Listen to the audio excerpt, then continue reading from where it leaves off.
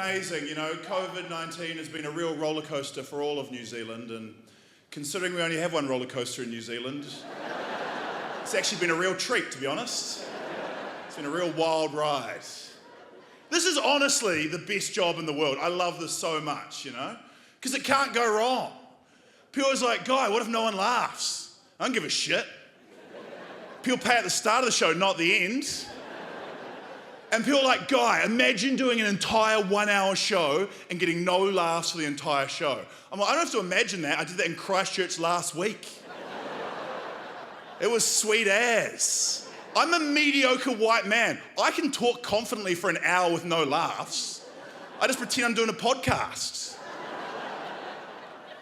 I can travel the entire New Zealand just bombing in every town in New Zealand. And people are like, Guy, but what happens when you've used up every town in New Zealand? I'm like, fuck it, I'll just move to Australia and start bombing there.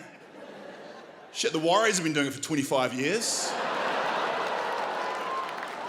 Why can't I, you know? But it's, yeah, I've got to be honest with you, I'm kind of losing faith in comedy a little bit, you know? I used to worship comedians. I used to think comedy was like a religion. My honest dream, and this is embarrassing to admit, was to open a comedy club in Wellington. I want to call it The Church.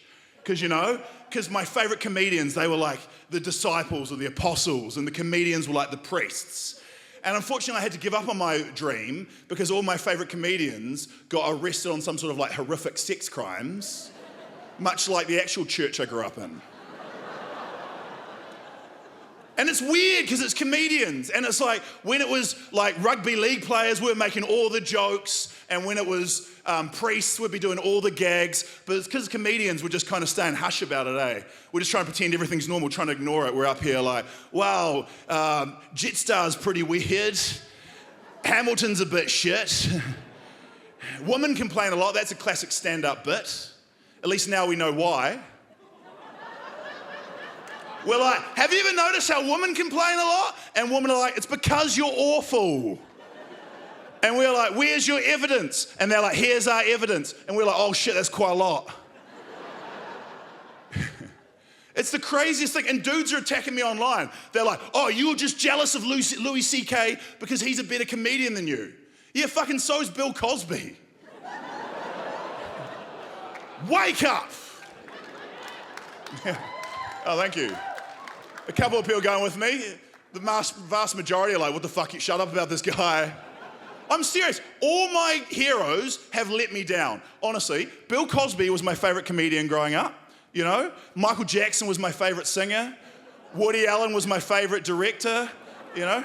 Harvey Weinstein was my favourite film producer. Jeffrey Epstein was my favourite international pedophile.